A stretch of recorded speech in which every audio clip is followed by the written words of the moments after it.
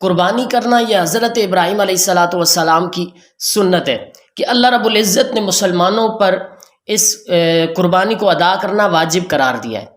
تو اکثر ایک غلطی ہے جو ہم جانور خریدتے وقت کر جاتے ہیں۔ جب بھی آپ کہیں منڈی میں یا کسی گاؤں میں جانور خریدنے جائیں تو ایک بات کا خاص خیال رکھا کریں۔ وہ بات کیا ہے کہ جب ہم جانور خریدتے ہیں تو ہم یہ سوچتے ہیں کہ اس کے دانت ہونے چاہیے۔ جانور ہے، بیل ہے، چاہے وہ بھینس ہے یا وہ گائے ہے، تو اس کے دانت ہونے چاہیے۔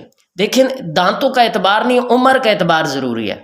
جس طرح اونٹ کی عمر 5 سال ضروری ہے، اسی طرح گائے کی، بھینس کی، بیل اور سانڈ کی عمر جو ہے وہ 2 سال ہونا ضروری ہے۔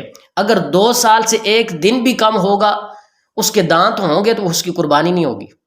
اگر اس کے دانت نہیں ہیں لیکن اس کی عمر مکمل ہے، یعنی کہ 2 سال پوری اس کی گائے کی عمر، تو پھر اس کی قربانی جائز ہوگی۔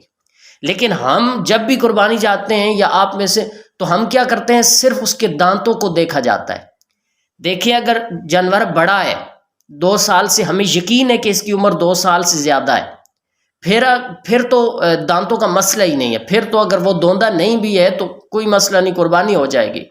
لیکن اگر اس کی عمر، ہمیں یہ شبہ ہے کہ اس کی عمر 2 سال سے کم ہوگی اور اس کے دانت پورے ہیں، وہ دوندا ہے، اس کے دانت ہیں، لیکن اگر اس کی عمر 2 سال سے کم ہوگی تو اس کی قربانی نہیں ہوگی۔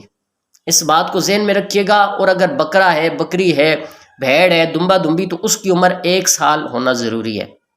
یہ بات اپنے ذہن میں رکھیے گا۔ اس معلومات کو اپنے دوستوں کے ساتھ ضرور شیئر کرنا۔ جزاک اللہ خیر۔